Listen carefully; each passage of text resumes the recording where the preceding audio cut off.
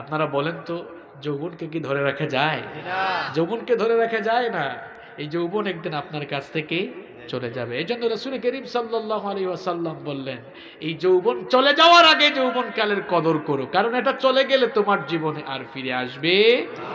এখন প্রশ্ন হলো, আমরা যৌবনকে কিভাবে কাজে লাগাবো? How to spend your youth time. আপনি আপনার যৌবনকাল কিভাবে কাটাবেন, কিভাবে কাজে লাগাবেন, কিভাবে এর কদর করবেন? যৌবনকাল আপনি এভাবে কদর করবেন, যৌবনকালের মূল্যায়ন আপনি এভাবে করবেন, আপনাকে যিনি যৌবন দিয়েছেন তার জন্য যৌবনটাকে বিলীন করে দিতে হবে। এবার সবাই একটু আওয়াজ ছেড়ে দিয়ে বলেন তো, যৌবন দিয়েছেন কে? আল্লাহ। আরো আস্তে বলেন, যৌবন দিয়েছেন কে? আল্লাহ। যৌবন যিনি দিয়েছেন সেই যৌবনদাতা আল্লাহর কাছে নিজের যৌবনটাকে বিক্রি করে ফেলতে হবে।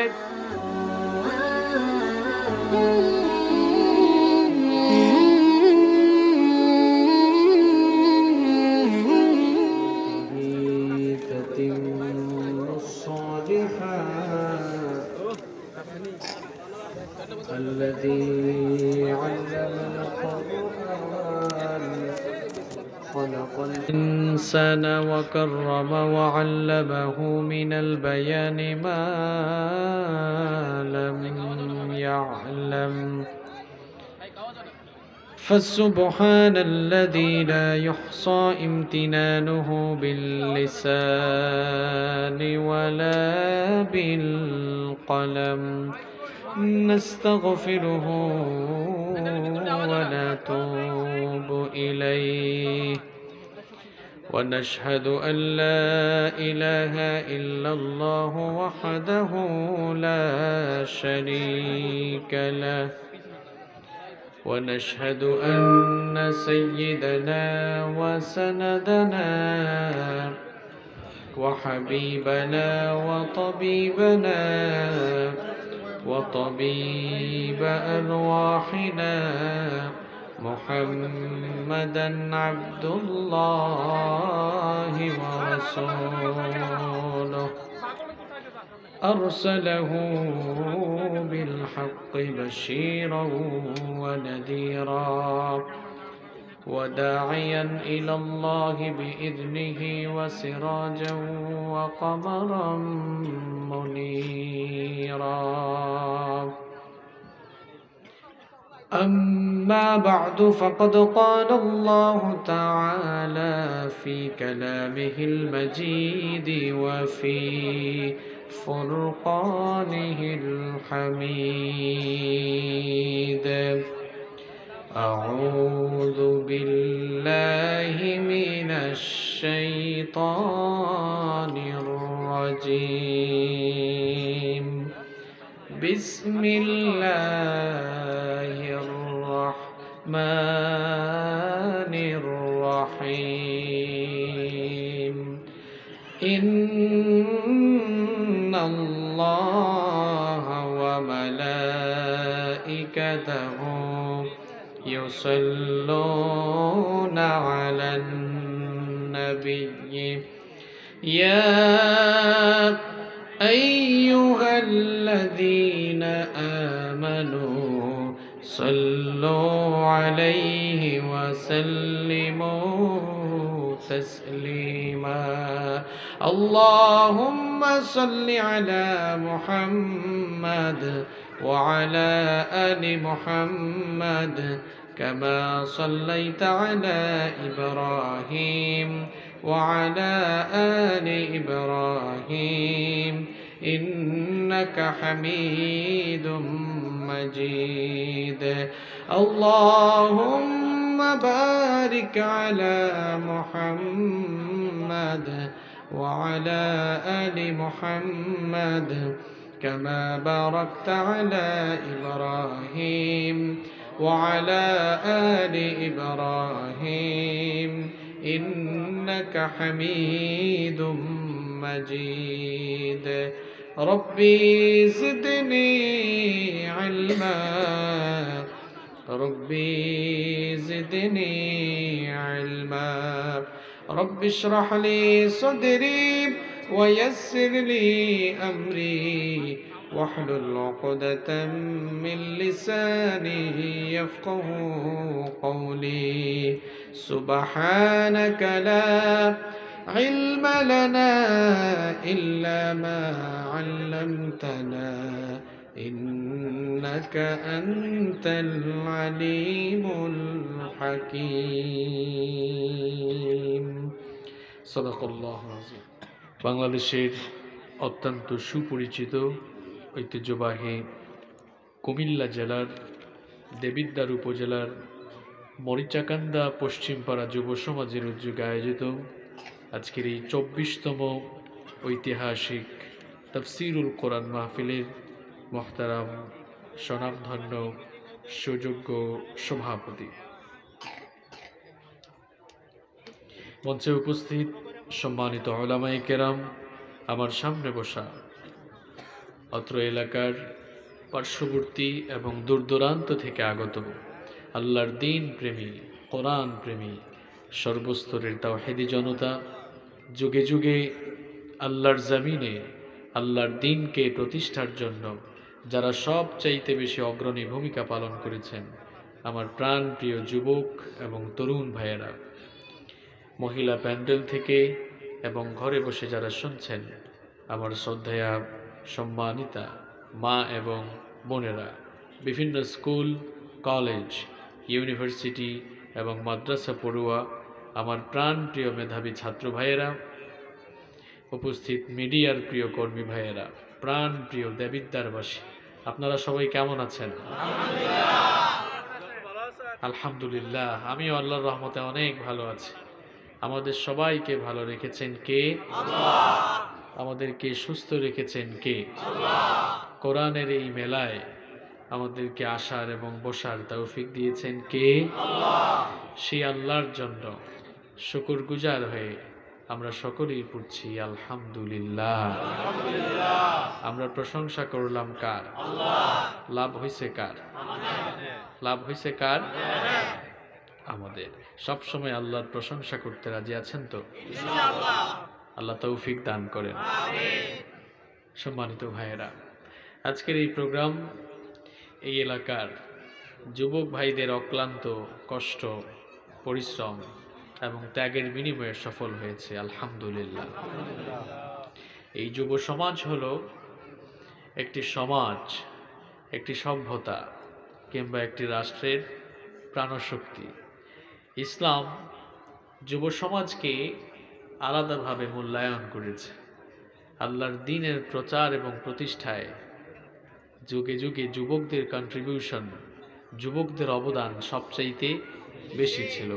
এজন্য রাসূল করিম সাল্লাল্লাহু আলাইহি ওয়াসাল্লাম যুবকদেরকে খুব মহব্বত করতেন, খুব ভালোবাসতেন। কারণ এই যুবকরা ইসলামের প্রচার আর প্রতিষ্ঠায় সবচাইতে বেশি ভূমিকা পালন করেছে। রাসূল করিম সাল্লাল্লাহু আলাইহি ওয়াসাল্লাম যুবকদেরকে যে কি পরিমাণ ভালোবাসতেন দেখেন। বিশ্বনবী সাল্লাল্লাহু আলাইহি ওয়াসাল্লাম একবার এক সমাবেশে বক্তৃতা করছেন, লক্ষ্য করে দেখলেন একজন তরুণ সাহাবী, যুবক সাহাবী সমাবেশ স্থলে বসার জন্য জায়গা না পেয়ে সমাবেশের পেছনে তিনি দাঁড়িয়ে রইলেন।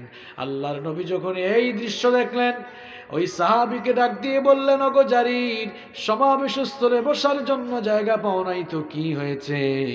আমি আমার চাদর খুলে তোমার দিকে ছুড়ে দিলাম, আমার চাদরটা বিছিয়ে তুমি বসে যাও।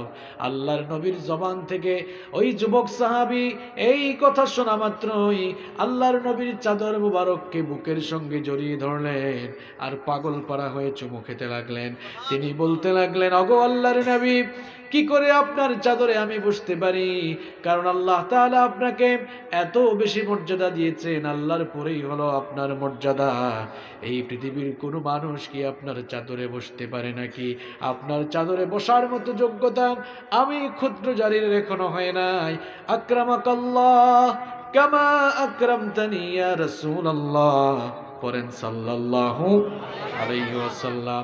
তিনি বললেন, ওগো আল্লাহর নবী, আজ এই ভরা মজলিসে এতগুলো মানুষের সামনে আমি ক্ষুদ্র জারিরকে আপনি যেভাবে সম্মানিত করলেন, আমি আপনার জন্য দোয়া করছি আল্লাহ যেন আপনার সম্মান আর মর্যাদা আরো বেশি বাড়িয়ে দেয়। যুবকদেরকে পছন্দ করতেন, ভালোবাসতেন মুহাম্মদ সাল্লাল্লাহু আলাইহি ওয়াসাল্লাম। এই যৌবনকালীন বয়স হচ্ছে মানুষের জীবনের সবচেয়ে গুরুত্বপূর্ণ সময়। Youth is called the golden season of human life. এই যৌবনকালকে মানুষের জীবনের স্বর্ণালী সময় বলা হয়। যৌবনকাল মানুষের জীবনের সবচাইতে গুরুত্বপূর্ণ সময়। আবার এই যৌবনকাল হলো মানুষের জীবনের সবচাইতে ঝুঁকিপূর্ণ সময়। যৌবনকাল মানুষের জীবনের সবচাইতে গুরুত্বপূর্ণ কেন জানেন? কারণ এই যৌবনকালীন বয়সে মানুষের শরীরে শক্তি কম থাকে নাকি বেশি থাকে? সবাই তো জবাব দিলেন, আমার কথা বুঝেন আপনারা? তাহলে জবাব দিতে হবে। বলেন, যৌবনকালীন বয়সে মানুষের শরীরে শক্তি কম থাকে নাকি বেশি থাকে? শক্তি বেশি থাকে, তেজ এবং উন্মাদনা তখন বেশি থাকে। এই জন্যে অনেকে শয়তানের ওয়াসওয়াসায় বিপদগামী হয়ে যায়, দিকভ্রান্ত পথভ্রষ্ট হয়ে নিজের যৌবনের সঠিক ব্যবহার না করে অপব্যবহার করে।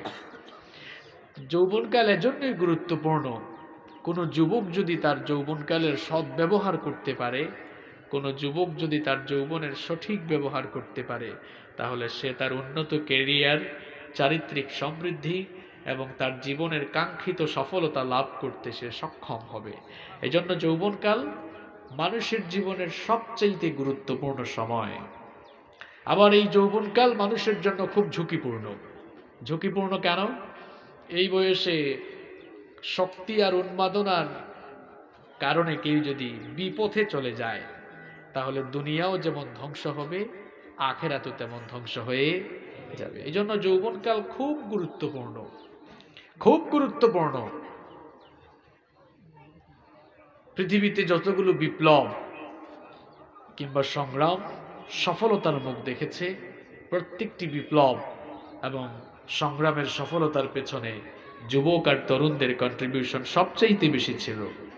চীন বিপ্লব, ফরাসি বিপ্লব থেকে শুরু করে ভারতীয় উপমহাদেশের স্বাধীনতা আন্দোলন, 52 ভাষা আন্দোলন, 69 গণ অভ্যুত্থান, 71 স্বাধীনতা সংগ্রাম সহ এর পরবর্তী যত আন্দোলন সফলতার মুখ দেখেছে, প্রত্যেকটি আন্দোলনের পেছনে যুবকদের ভূমিকা কম ছিল না বেশি ছিল?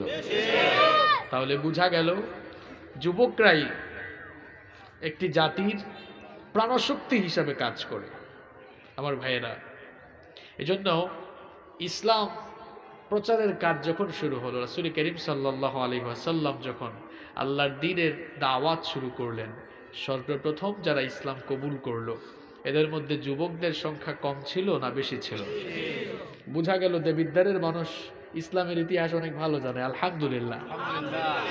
রাসূল করিম সাল্লাল্লাহু আলাইহি ওয়াসাল্লাম যখন আল্লাহর দ্বীনের দাওয়াত শুরু করলেন, সর্বপ্রথম ইসলাম কবুলকারী লোকদের মধ্যে ইয়াং জেনারেশন, যুবকদের পরিমাণ বেশি ছিল। দেখেন, আবু বকর রাদিয়াল্লাহু আনহু ইসলাম যখন কবুল করলেন তার বয়স ছিল মাত্র 37 বছর। ওমর ইবনুল খাত্তাব রাদিয়াল্লাহু আনহু যখন ইসলাম কবুল করলেন তার বয়স ছিল মাত্র 26 বছর। আলী রাদিয়াল্লাহু আনহু যখন ইসলাম কবুল করলেন বয়স ছিল মাত্র 8 বছর। সাদ বিন আবি ওয়াক্কাস রাদিয়াল্লাহু আনহু যখন ইসলাম কবুল করলেন বয়স ছিল মাত্র 17 বছর। আব্দুর রহমান বিন আউফ, যায়েদ বিন হারিথা প্রমুখ সাহাবী, এরা যখন ইসলাম কবুল করেছেন এদের বয়স মাত্র 20 বছর, কারো বয়স 25 বছর, 26 বছর। মানে বোঝা গেল সবাই কি ইয়াং? সবাই কি ইয়াং? তাহলে বোঝা গেল আমার নবী যখন ইসলামের দাওয়াত শুরু করলেন, ইসলাম কবুলকারীদের মধ্যে যুবকদের সংখ্যাটা কি ছিল? আপনারা একটু জিকির করেন, আমিও আমার ব্লেজারটা খুলে ফেলি। হ্যাঁ, একটু জিকির করেন, লা ইলাহা সুবহানাল্লাহ আলহামদুলিল্লাহ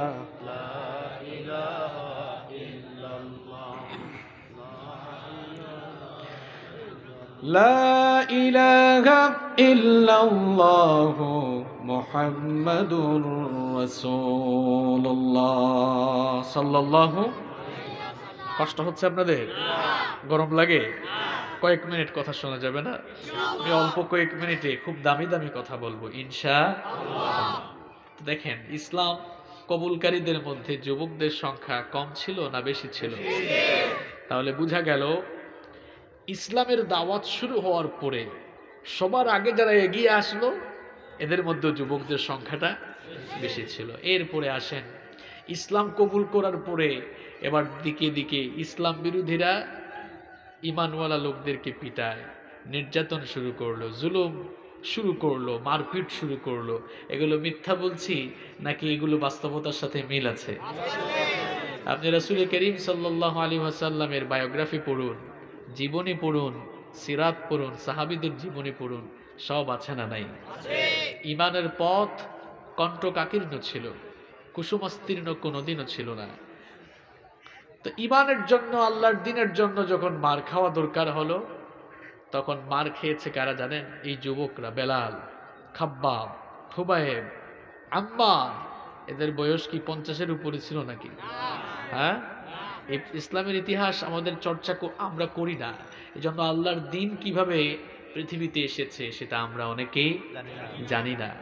ইমানের ঘোষণা দেওয়ার পরেই মারপিট শুরু হতো, ইমানের ঘোষণা দেওয়ার পরেই ঘর বাড়ি থেকে বের করে দেওয়া হতো, ইমানের ঘোষণা দেওয়া মাত্রই জেলখানায় বন্দি করা হতো, ইমানের ঘোষণা দেওয়া মাত্রই খাওয়া দাওয়া বন্ধ করে দিয়ে এমন পিটানো শুরু হতো, মরুভূমির সেই অগ্নিতপ্ত বালির উপরে চিৎ করে শুইয়ে হাত পা বেঁধে কাফের মুশরিকটা পিটাতো। আমি আপনি তো ফ্রি ইমান পেয়েছি, কোনোদিন ইমানের জন্য মার খাওয়া লেগেছে? কারণ সেই পরিবেশ এখন আর নাই। তবে যে কোনো সময় পরিস্থিতি এরকম হয়ে যেতেও পারে। কারণ পরিস্থিতি কখন কিরকম হয় আমরা কেউ জানি? জানেন কে?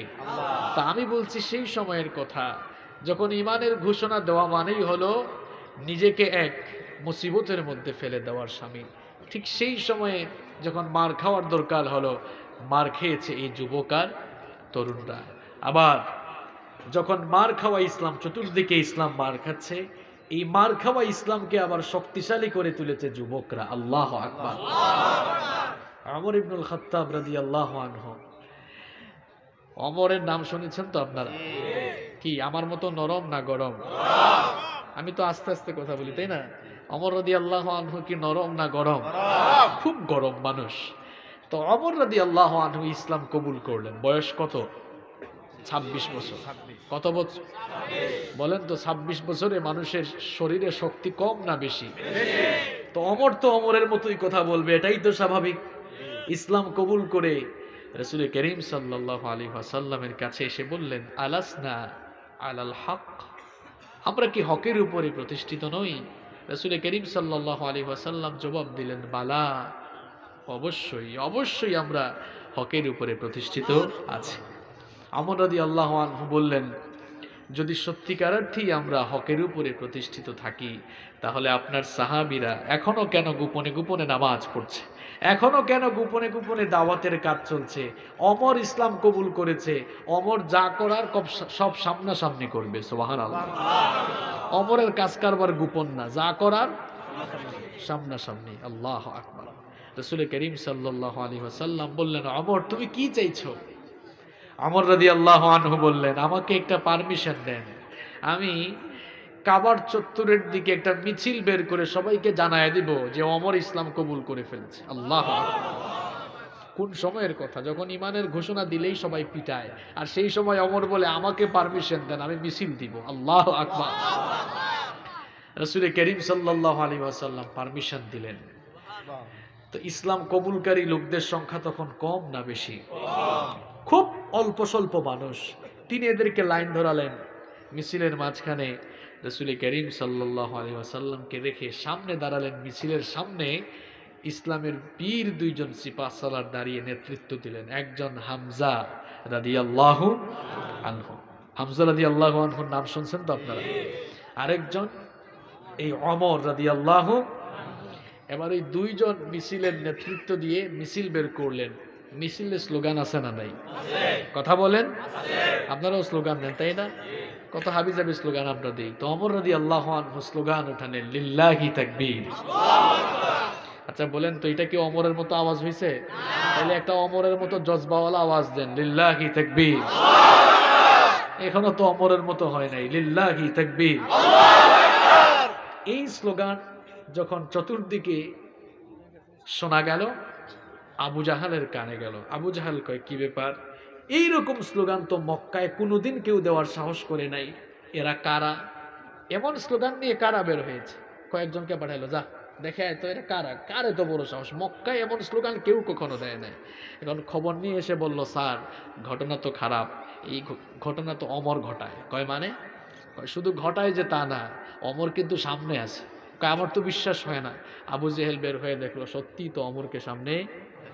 যারা মারপিটের প্রস্তুতি নিয়েছে, একদম খায়া ফেলবো, যারা এরকম প্রস্তুতি নিয়েছিল, আবু জেহেল বলল, এই থাম, দেখোস না সামনে কেডা? সামনে কে? কথা বলেন, সামনে কে? কেউ যদি নিজের বিবিকে, নিজের বউকে বিধবা বানাতে চাও, আর কেউ যদি নিজের সন্তানকে এতিম করতে চাও, এত খায়েশ থাকলে যাও ওমরের সামনে যাও, বউ বিধবা বানাও, সন্তানগুলাকে এতিম বানাও। আমার প্রিয় যুবক আর তরুণ ভাইয়েরা, দেখেন যখন চতুর্দিকে ইসলাম মার খাচ্ছে, একজন যুবক সাহসিকতার পরিচয় দিয়ে কাফের মুশরিকদের পেশাব ছুটিয়ে দিয়েছে। তাহলে বোঝা গেল ইসলামকে শক্তিশালী করার জন্য যুবকদের ভূমিকা ছিল, ঠিক কিনা?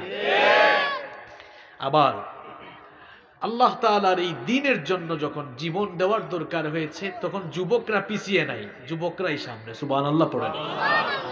ইসলামের প্রথম যুদ্ধের নাম কি? কথা বলেন, জানেন না আপনারা? বদরের যুদ্ধ কঠিন না সহজ? সবাই বলেন। কি কারণে কঠিন?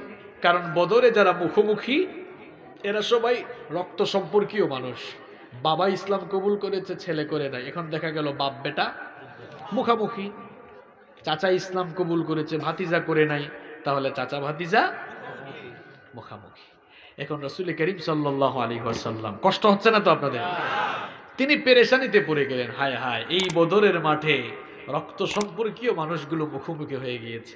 এখন আমি যে 313 জন নিয়ে এসেছি, এখন যদি এদের অন্তরের মধ্যে আত্মীয়তার চেতনায় টান মারে, তাহলে আজকে পরাজয় আছে না নাই? আল্লাহর নবী পেরেশান হয়ে গেলেন। একজন সাহাবী, তার নাম মিকদাদ বিন আমর রাদিয়াল্লাহু আনহু, তিনি আল্লাহর নবীর এই পেরেশানি লক্ষ্য করলেন, বুঝতে পারলেন যে আল্লাহর নবী কি নিয়ে চিন্তা করছেন। এটি বুখারী শরীফের হাদিস। ফাকাম আল মিকদাদ বিন আমর রাদিয়াল্লাহু, তিনি দাঁড়িয়ে গেলেন, দাঁড়িয়ে বললেন, ওগো আল্লাহর নবী, আপনি যে টেনশন করছেন আমি এটা বুঝতে পেরেছি, আপনি টেনশন করিয়েন না। ইমদি লিমা আরাকাল্লাহ ফানাহনু মাআক, আল্লাহ তাআলা যেদিকে আপনাকে আদেশ করেছেন আমাদেরকে আপনি সেদিকে নিয়ে চলুন, আমরা আপনার সাথে আছি। সুবহানাল্লাহ। ওয়াল্লাহি, আল্লাহর কসম করে বলছি, লা নাকুলু লাকা কামা ক্বালাত বানু ইসরাঈল লিমূসা, বনি ইসরাঈলের লোকেরা তাদের নবী মুসা আলাইহিস সালামের সাথে যুদ্ধে গিয়েছিল। যুদ্ধে যাওয়ার পর তারা তাদের নবীর সাথে দুর্ব্যবহার করেছিল। তারা বলেছিল, ইযহাব আনতা ওয়া রাব্বুকা ফাকাতিলা ইন্না হাহুনা কাঈদুন। মুসা, তোমার সাথে আমরা যুদ্ধে এসেছি ঠিক, যুদ্ধ করার জন্য না, দেখার জন্য। তুমি আর তোমার আল্লাহ যুদ্ধ করো, আমরা এখানে দাঁড়িয়ে দাঁড়িয়ে দেখি। নাউযুবিল্লাহ। কেমন উম্মত চিন্তা করেছেন? নবীর সাথে যুদ্ধে গিয়া বলে, তুমি আর তোমার আল্লাহ যুদ্ধ করো, আমরা দেখব। মিকদাদ রাদিয়াল্লাহু আনহু বললেন, আমরা আপনার সাথে এমনটা করব না, বরং আমরা ঘোষণা করছি, ইযহাব আনতা ওয়া রাব্বুকা ফাকাতিলা ইন্না মাআকুমা মুকাতিলুন। আল্লাহ তাআলা আপনাকে যেদিকে আদেশ করেছেন আপনি আমাদেরকে সেদিকে নিয়ে চলুন। যতক্ষণ আমাদের দেহে প্রাণ আছে, যতক্ষণ নিঃশ্বাস থাকবে, যতক্ষণ প্রাণ থাকবে, ততক্ষণ আমরা আল্লাহ আর তার রাসূলের জন্য লড়াই করে যাব। আল্লাহু আকবার।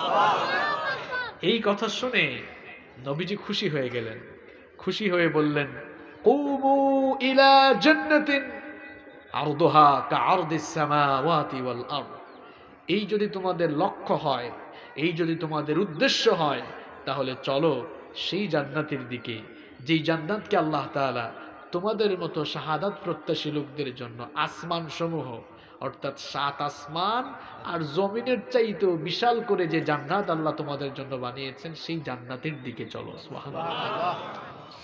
একজন সাহাবী, আনসারী সাহাবী উমাইর ইবনুল হুমাম। আনসার আর মুহাজির মানে বুঝেন আপনারা? বলেন তো মুহাজির কি? হ্যাঁ, হিজরতকারী সাহাবী। যারা মক্কা থেকে মদিনায় হিজরত করে গিয়েছেন তাদেরকে বলা হয় মুহাজির সাহাবী। আর আনসারী সাহাবী কারা? যারা ওই হিজরত করে আসা লোকদেরকে যারা আশ্রয় দিয়েছেন, সহযোগিতা করেছেন, এদেরকে বলা হয়। একজন আনসারী সাহাবী উমাইর ইবনুল হুমাম, তিনি দাঁড়িয়েছিলেন, ওয়াকানা ইয়াকুলুত তামার, তিনি খেজুর খাচ্ছিলেন। এই যে আমি এখন বক্তৃতা করছি, হ্যাঁ, আশেপাশে অনেকে অনেক কিছু খাচ্ছে, তাই না? তো এইরকম আল্লাহর নবী যখন এই কথা বলছিলেন, একজন সাহাবী উমাইর ইবনুল হুমাম খেজুর খাচ্ছিলেন। এই কথা শুনে খেজুর খাওয়া থামিয়ে বললেন, বাহ বাহ ইয়া রাসূলুল্লাহ সাল্লাল্লাহু আলাইহি ওয়াসাল্লাম। এর অর্থ হলো মা আহসানাহু ওয়া মা আযমাহু, কি সুন্দর কথা আপনি বলেছেন, যে আজ আল্লাহর দ্বীনের জন্য এখানে আমাদের জীবন চলে গেলে 7 আসমান আর জমিনের চেয়ে বিশাল জান্নাত আল্লাহ আমাদের জন্য রেখেছেন। আল্লাহ নবী বললেন, বালা, অবশ্যই অবশ্যই রেখেছেন। তখন তিনি বললেন, লা ইন আনা হুয়িতু আন আকুলা তামারাতি হাদিহি ইন্নাহা লাহায়াতুন তাওয়িলা। আপনার জবান থেকে এই কথা শোনার পর আমি যদি খেজুর খেয়ে খেয়ে সময় নষ্ট করি, তো আমার জান্নাতে যেতে তো লেট হয়ে যাবে। এজন্য খেজুরের প্যাকেটটা ছুঁড়ে ফেলে দিলেন। তিনি উলঙ্গ তরবারি হাতে নিয়ে বদরের ময়দানে সিংহ শাবকের মতো লড়াই করা আরম্ভ করলেন। অনেকগুলো কাফেরকে জাহান্নামে পাঠিয়ে তিনিও শাহাদাতের অমীয় সুধা পান করে শহীদ হয়ে গেলেন। সুবহানাল্লাহ।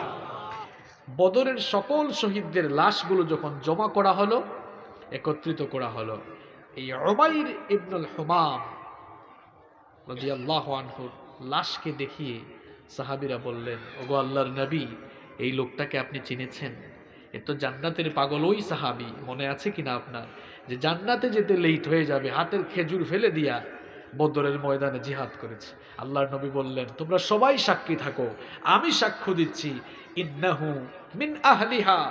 বুখারীর অনেক লম্বা হাদিস এটা, ইন্নাহু মিন আহলিহা, যেই জান্নাতের জন্য আমার সাহাবী খেজুর খেয়ে সময় নষ্ট করে নাই, আমি আল্লাহর নবী নিজে সাক্ষ্য দিলাম, নিশ্চয়ই সে আল্লাহ তাআলার প্রতিশ্রুত ওই জান্নাতের ওয়ারিশ হয়ে যাবে। সুবহানাল্লাহ। এই ঘটনাটা শোনাই আপনাদেরকে মজা দেই নাই, একটা লেসন আছে, একটা শিক্ষা আছে। দেখেন, আমি 4টা পয়েন্ট বলেছি, একটু স্মরণ করে দেই। 1 নম্বর বলেছিলাম, এই যুব সমাজ ইসলাম গ্রহণের ক্ষেত্রে সবার চেয়ে এগিয়ে ছিল।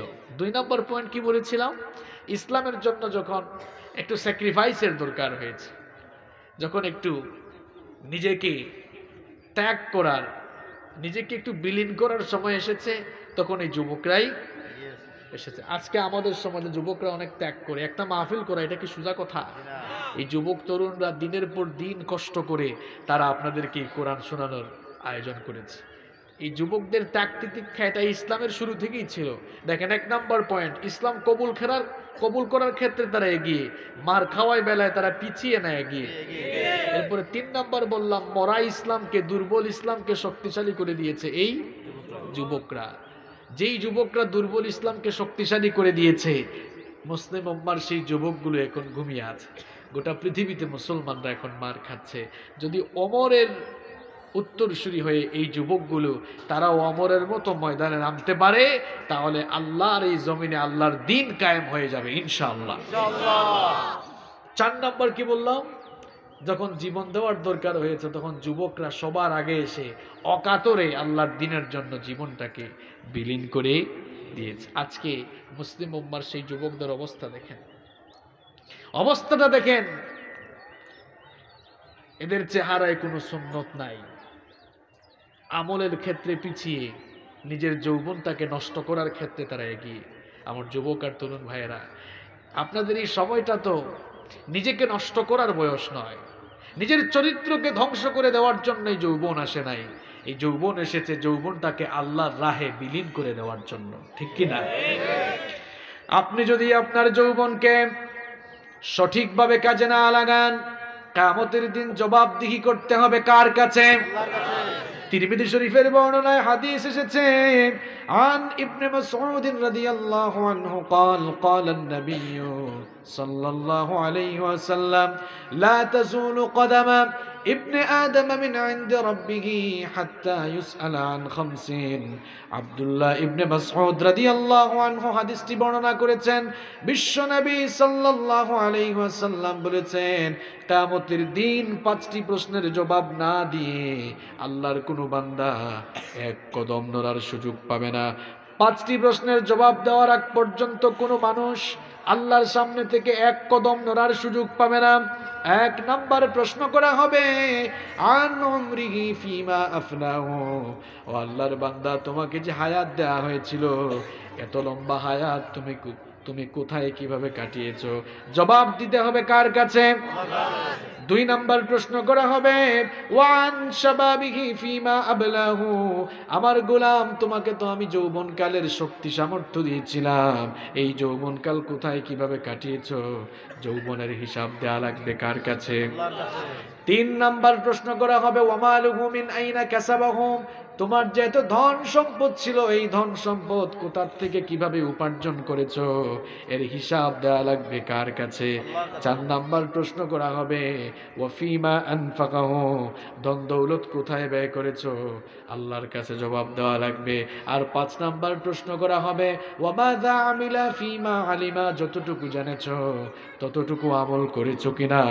এই পাঁচটি প্রশ্নের জবাব না দিয়ে কিয়ামতের দিন কোনো মানুষ পা নাড়াতে পারবে না।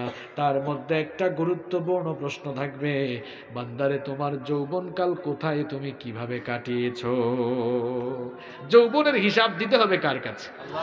হ্যাঁ, যুবক আর তরুণ ভাইয়েরা, আপনাদেরকে বলছি, এই যৌবনে যে একটু শক্তি আছে বলে আপনি যে ভাবসাব দেখান আর যে চলাফেরাটা করেন, এই ভাবসাব থাকবে না। কিন্তু এই যৌবনের হিসাব কার কাছে দেয়া লাগবে? যেহেতু এই যৌবনের হিসাব আপনাকে আল্লাহর কাছে দিতে হবে, সেহেতু এই যৌবন চলে যাওয়ার আগে যৌবনকে কাজে লাগানোর দরকার আছে না নাই? এই জন্য আল্লাহর নবী বললেন ইগতানিম খামসান ক্বাবলা খামসিন, পাঁচ জিনিস আসার আগে, পাঁচ জিনিস চলে যাওয়ার আগে, পাঁচ জিনিসের মূল্যায়ন করো, কদর করো। তার মধ্যে একটি গুরুত্বপূর্ণ বিষয় হলো শাবাবাকা ক্বাবলা হারামিক, বুড়া হয়ে যাওয়ার আগে যৌবনকালের কদর করো। বুড়া হয়ে যাওয়ার আগে যৌবনকালের কদর করো। এখানে অনেক বুড়া বাবারা মাহফিলে এসেছেন, এরাও একদিন আপনার মতো ইয়াং ছিলেন, এরাও একদিন যুবক ছিলেন, এদের চুলদাড়ি কালো ছিল, আজ সময়ের ব্যবধানে তাদের চুলদাড়ি পেকে গিয়েছে, সাদা হয়ে গিয়েছে। আজ আপনার চুলদাড়ি সাদা কালো আছে, সময়ের ব্যবধানে এই চুলদাড়ি একদিন কালো হয়ে যাবে। টাকা পয়সা দিয়ে এই যৌবনকে আটকায় রাখা যাবে না, ক্ষমতা দিয়ে এই যৌবনকে ধরে রাখা যাবে? কথা বলেন, যাবে? যাবে? যাবে না। এই যৌবন কেউ হারাতেও চায় না। দেখেছেন মানুষ যৌবন ধরে রাখার জন্য কত কিছু করে, প্রত্যেকদিন আয়রন করে করে কাপড় পরে, চুলদারি সাদা হয়ে গেলে দেখতে যেন একটু ইয়াং ইয়াং লাগে, কালার করে, আছে না নাই? যৌবন হেফাজতের কত প্রচেষ্টা মানুষ করে। দেখবেন রাস্তাঘাটে বের হলে ওয়াজ মাহফিলের যত পোস্টার চোখে পড়বে না, যৌবন হেফাজতের হারবালের যত পোস্টার চোখে পড়বে। কুমিল্লা শহরে বা ঢাকা শহরে গেলে দেখবেন রিক্সায় উঠছেন, আপনার গায়ের উপরে লিফলেট কিংবা এরকম ছোট ছোট অনেক কাগজ যৌবন হেফাজতের হারবালের পোস্টার ছিটায় মারে, আছে না নাই? তো এই যে যৌবন হেফাজতের জন্য মানুষ এত কিছু করে, এত চেষ্টা চালায়, আপনারা বলেন তো যৌবনকে কি ধরে রাখা যায়? যৌবনকে ধরে রাখা যায় না। এই যৌবন একদিন আপনার কাছ থেকে চলে যাবে। এই জন্য রাসূল করিম সাল্লাল্লাহু আলাইহি ওয়াসাল্লাম বললেন এই যৌবন চলে যাওয়ার আগে যৌবনকালের কদর করো, কারণ এটা চলে গেলে তোমার জীবনে আর ফিরে আসবে।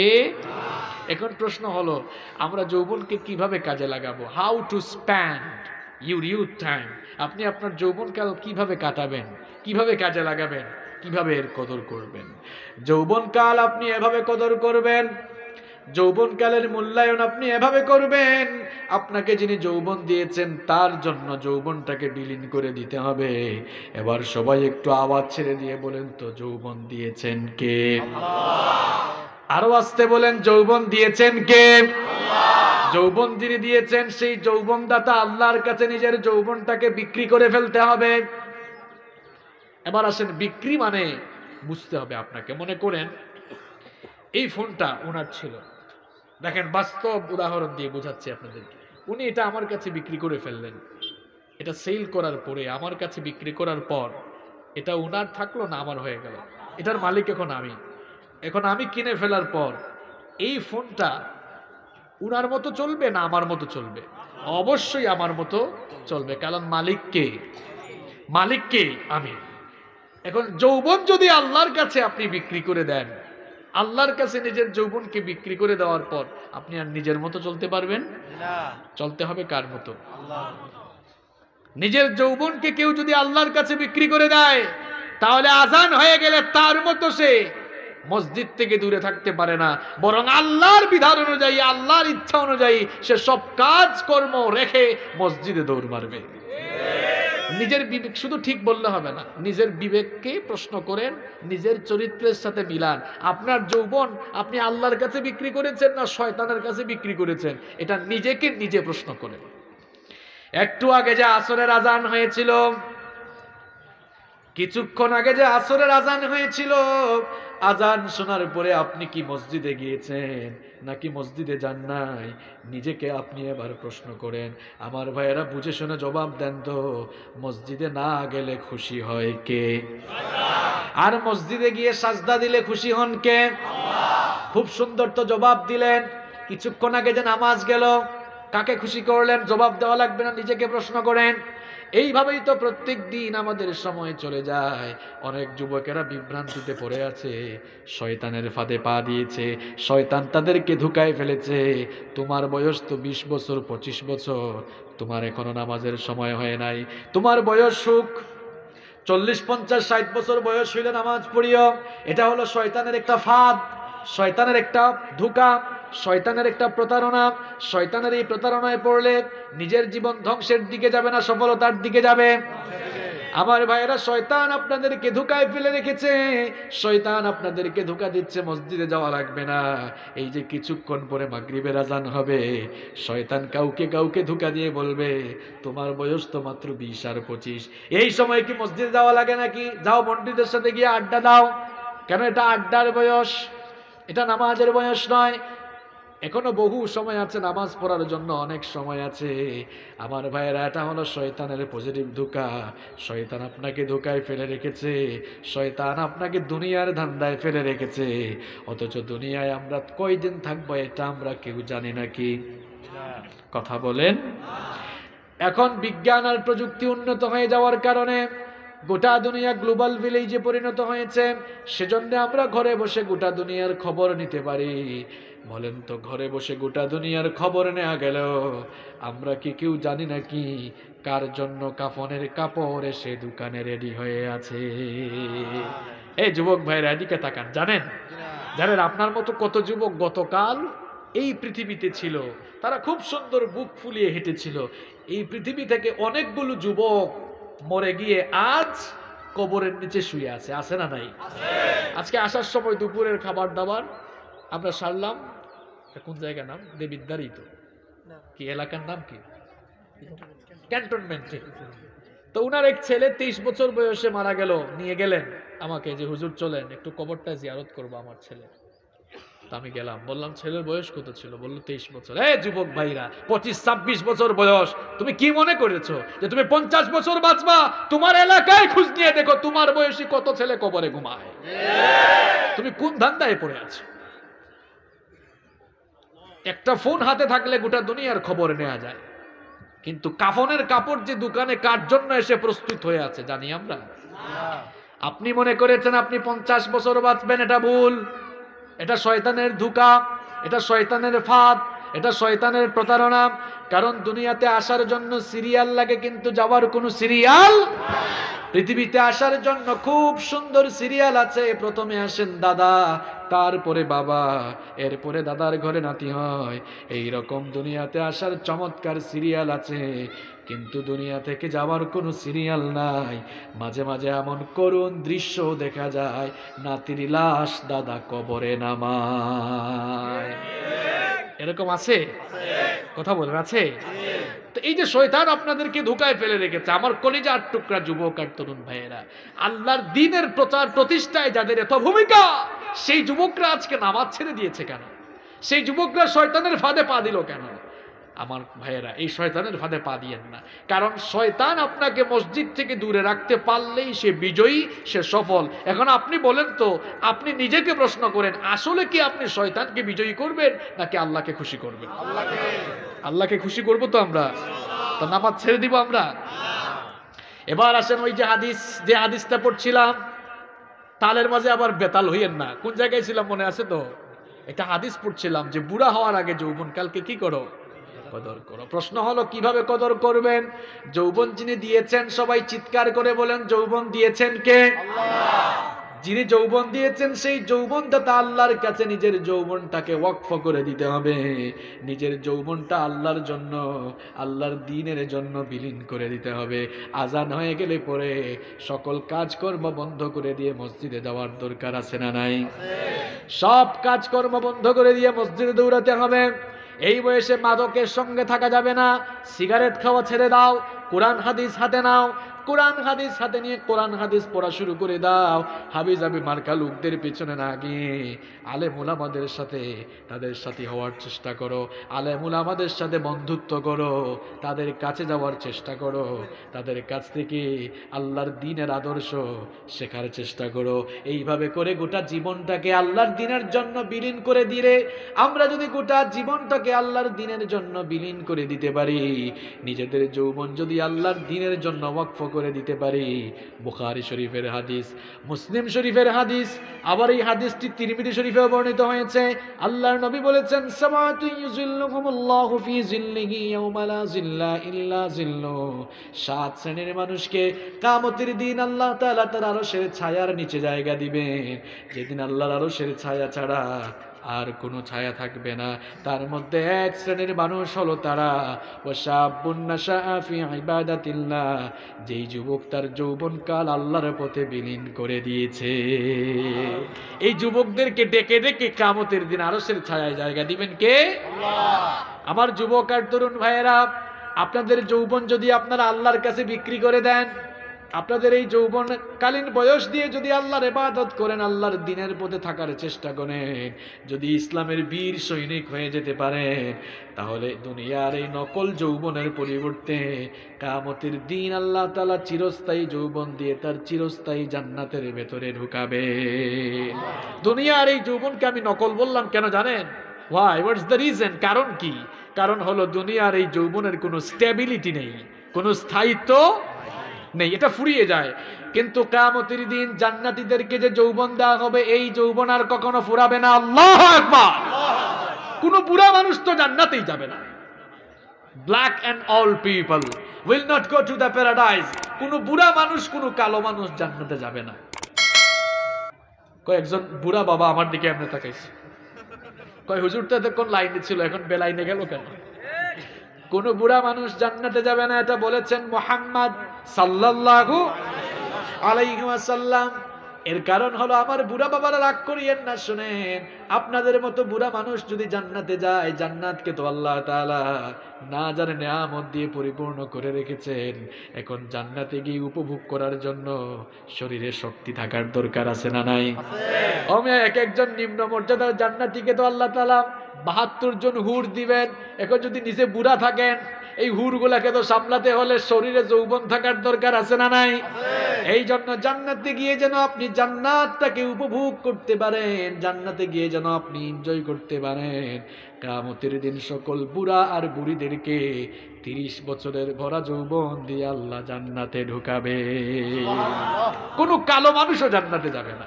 এখন কালো মানুষদের একটা দুঃখ শুরু হয়ে যেতে পারে, কালোকে আমরা হইছি নাকি? কালো বানিয়েছেন কে? আল্লাহ। আবার সাদা বানিয়েছেন কে? আল্লাহ। তো কেউ তো আমরা কালো নিজে নিজে হই নাই। জান্নাত তো খুব সুন্দর জায়গা, এই সুন্দর জায়গা আল্লাহ কোনো কালো মানুষকে ঢুকাবেন না।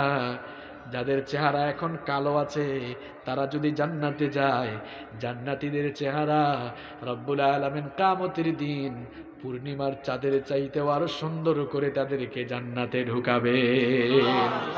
তাহলে দুনিয়ার যৌবন আল্লাহর কাছে বিক্রি করলে, এই নকল যৌবনের বিনিময়ে কিয়ামতের দিন চিরস্থায়ী যৌবন দিবেন কে? আল্লাহ। আমার ভাইয়েরা, কোন ধোঁকায় পড়ে আছেন আপনারা? আমরা যারা আমাদের ডেস্টিনেশন ভুলে, আমাদের গন্তব্য ভুলে আমরা যারা দুনিয়ায় ব্যস্ত হয়ে পড়েছি, আমি খুব সুন্দর একটা এক্সাম্পল দিচ্ছি, একটু খেয়াল করেন। আপনাদের এই দেবিদ্বার থেকে ঢাকায় বাস যায় কি যায় না? সবাই বলেন, যায় কি যায় না? আপনাদের এই এলাকার এক লোক ঢাকায় যাবে, দেবিদ্বার বাস কাউন্টারে গিয়ে বলল, ভাই ঢাকায় যাব, কয়টার সময় বাস আছে? ভাই দেখো, আজকের বাস যা ছিল সব বুকিং, একটা বাস আছে রাত 11টায় ছাড়বে, ওইটাতে সিট খালি আছে। তা বললো ঠিক আছে, টিকিট দাও। টিকিট কাটলো। বাস কয়টায়? কথা বলেন, কয়টায়? খুব শিক্ষণীয় একটি ঘটনা বলছি, এই ঘটনা আপনার জীবনের মোড় ঘুরিয়ে দিতে পারে ইনশাআল্লাহ। তো বাস কয়টায়? সকালে না রাতে? 11টায় টিকিট কাটলো। এখন কয়টা বাজে? 5টা 40 বাজে। চিন্তা করলো, হায় হায় হায়, এখনো আরো 5.5 ঘন্টার মতো বাকি। এই 5.5 ঘন্টা কি করব?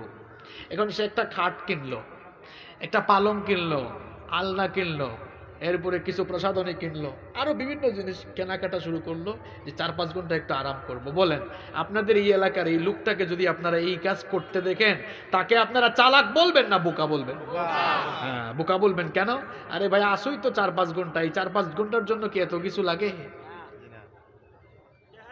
যারা দুনিয়ার প্রেমে বিভোর হয়ে মৃত্যুকে ভুলে গিয়েছে, আখেরাতকে ভুলে গিয়ে যারা প্রতিনিয়ত গুনাহের সাগরে হাবুডুবু খাচ্ছে, তারাও ওই ঢাকাগামী নির্বুধ যাত্রীর মতো। কারণ তারাও সবাই টিকিট করে বসে আছে। আমরা এখানে যারা আছি, আমরা সবাই টিকিট করে ফেলছি। এখন বলবেন, হুজুর টিকিট আবার কাটলাম কখন?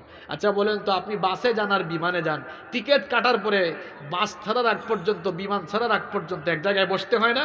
আমরা বলতে পারি এটাকে ওয়েটিং রুম। এই দুনিয়া হচ্ছে ওয়েটিং রুম। এয়ারপোর্টে ঢুকলে, দেশের বাইরে গেলে, ইমিগ্রেশন শেষ করে ফ্লাইট ছাড়ার আগ পর্যন্ত মানুষ একটা রুমে বসে। আমি আপনি আমরা সবাই এখানে ইমিগ্রেশন শেষ করে ফেলছি। যেদিন আমরা মায়ের পেট থেকে বের হয়ে দুনিয়ার আলো বাতাস দেখেছি, সেদিন আমাদের সকলের ইমিগ্রেশন শেষ হয়েছে। এখন আমরা কাউন্টারের মতো এই দুনিয়াতে আছি। কখন যে মালাকুল মউত মৃত্যুর টিকিট নিয়ে আসবে আমরা কেউ জানি না। এখন কোন সময় কার ফ্লাইট? দেখেন, ওই যাত্রী তো জানে তার বাস ছাড়বে কয়টায়। আচ্ছা বলেন তো, আপনার ফ্লাইট কয়টায় আপনি জানেন? কেউ কোন ফ্লাইটের কথা বলছি? ফ্রান্সে যাওয়ার, আমেরিকায় যাওয়ার? না না না, কবরে যাওয়ার ফ্লাইট। এমনও হতে পারে আর 5 সেকেন্ড পরে আমার ফ্লাইট, এমনও হতে পারে আর 2 ঘন্টা পরে আপনার ফ্লাইট। ওই ঢাকাগামী দেবিদ্বারের যাত্রী, সে জানে তার ফ্লাইট 11টায়, তার বাস ছাড়বে 11টায়। আর আপনি এমন যাত্রী, আপনার ফ্লাইট কয়টা আপনি নিজেও জানেন না। আপনারা ওই যাত্রীকে বোকা বললেন যে 4-5 ঘন্টার জন্য কি এত কিছু লাগে? তাহলে বলেন, যারা নামাজ ছেড়ে দিয়ে, যারা আল্লাহর বিধান অমান্য করে, আখিরাতকে ভুলে, যারা নিজেদের যাত্রা, নিজেদের গন্তব্য ভুলে গিয়ে যারা হারামখুরি, অন্যায় আর অপকর্ম করছে, তাদেরকে আপনি কি বলবেন? তাদেরকে সুবহানাল্লাহ বলবেন? তারা হচ্ছে দুনিয়ার সবচাইতে বড়।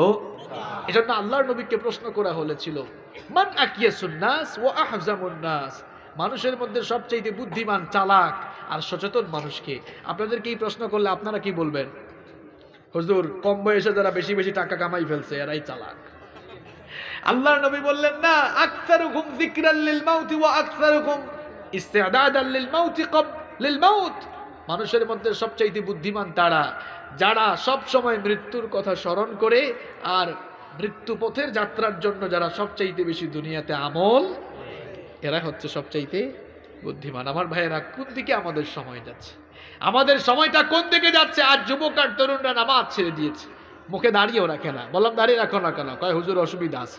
কি অসুবিধা? কয় মেয়েরা যদি পছন্দ না করে। হায় হায়, দাঁড়িয়ে রাখার কারণে কোনো মেয়ে যদি আপনাকে পছন্দ না করে, আলহামদুলিল্লাহ, একটা জাহান্নামী মেয়ে থেকে আপনি বেঁচে গেলেন। দাঁড়িয়ে রাখার, এটা যেমন রাসূলের সুন্নাহ, এটা আবার পুরুষত্বেরও একটি চিহ্ন। আপনি যে পুরুষ মানুষ, এর একটি সাইন, এর একটি নিদর্শন হলো দাড়ি থাকা। কিন্তু অনেকে দাড়ি রাখেন না। প্রিয় ভাইয়েরা, দাড়ি রাখবেন, ক্লিন শেভ করবেন না। আপনি পুরুষ মানুষ, এটা আপনার পুরুষত্বের পরিচয় বহন করে। আল্লাহ আমাদেরকে দাঁড়িয়ে রাখার তৌফিক দান করে।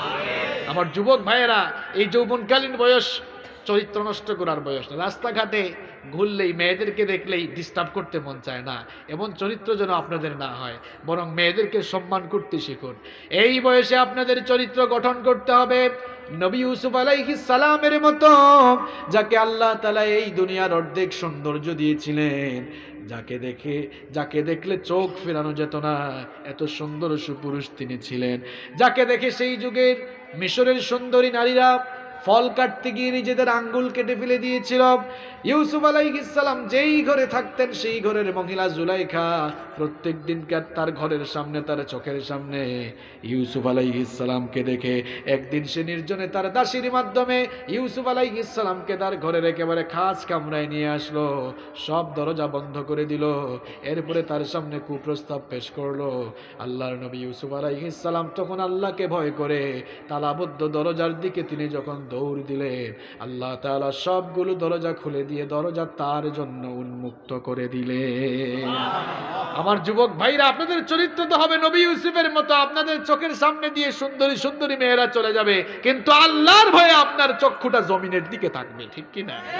এই রকম চরিত্র যদি গঠন করতে পারেন, বুখারী শরীফের হাদিস, আল্লাহর নবী বলেছেন, মান দামিনা লিমা বাইনা লাহইহি ওয়া রিজলাইহি দামিনতু লাহু আলাল্লাহিল জান্নাহ। আল্লাহর নবী বলেছেন, যেই যুবক তার দুটো জিনিসের হেফাজত করবে, যারা মুখ এবং লজ্জাস্থান এই দুটো জিনিসের জিম্মাদারি যারা গ্রহণ করবে, আমি নবী কাল কিয়ামতের দিন তাদের জন্য জান্নাতের জিম্মাদারি গ্রহণ করব। এজন্য আমার যুবক ভাইরা, নিজের চরিত্র গঠন করো। এই যৌবনকালীন সময়ে নিজের চরিত্রটা গঠন করো। নিজের চরিত্র এমনভাবে গঠন করো যেন নিজের যৌবন, নিজের সকল যৌবনের সামর্থ্য শক্তি আল্লাহর দ্বীনের পথে কাজে লাগে। তাহলেই আমাদেরকে মাফ করে দিয়ে জান্নাত দিবেন কে? আজকে যুবক ভাইরা যেহেতু আয়োজন করলো, এই জন্য যুবক ভাইদের উদ্দেশ্যে, তাদের চরিত্র গঠনের উদ্দেশ্যে কিছু কথা তুলে ধরলাম। শেষ করার আগে আমি যুবক ভাইদেরকে আহ্বান জানাবো, আমার যুবক ভাইরা আসুন, নামাজ ছেড়ে দিয়েন না। এই যে এখন মাগরিবের আজান হবে, নামাজ ছাড়বেন? খবরদার নামাজ ছেড়ে দিয়েন না, নামাজ ছেড়ে দিয়েন না। কার ফ্লাইট কখন আমরা কেউ জানি না। নিজের যৌবনের শক্তি সামর্থ্য আল্লাহর দ্বীনের জন্য, কোরআনের জন্য, ইসলামের জন্য আমরা যেন কাজে লাগাতে পারি। আল্লাহ আমাদেরকে তৌফিক দান করেন।